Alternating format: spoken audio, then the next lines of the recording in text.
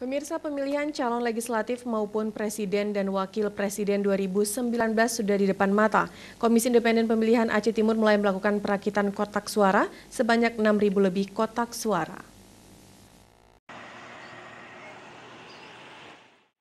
Sebelumnya, Komisi Independen Pemilihan KIP Aceh Timur telah menjemput surat suara dan kotak suara.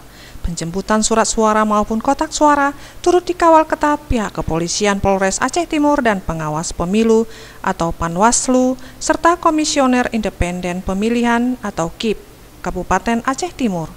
Kini kotak suara yang berjumlah 600 kotak tersebut sudah mulai dilakukan perakitan oleh masyarakat sekitar yang telah direkrut atau ditugaskan oleh pihak KIP Aceh Timur.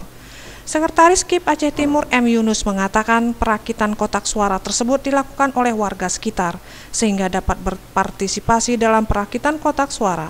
Ia menambahkan perakitan kotak suara tersebut dilakukan Sabtu kemarin. Kita hari ini sesuai dengan arahan KIP Aceh bidang logistik, kita segera harus merakit kotak suara yang ada di kabupaten kota.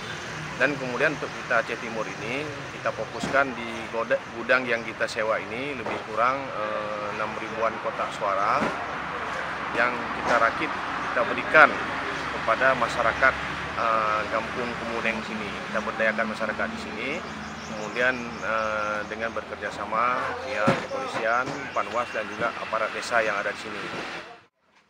Sementara itu, pihak KIP Aceh Timur mengakui bahwa hingga saat ini belum menemukan kotak suara yang mengalami kerusakan. Dari Aceh Timur, kontributor Aceh TV.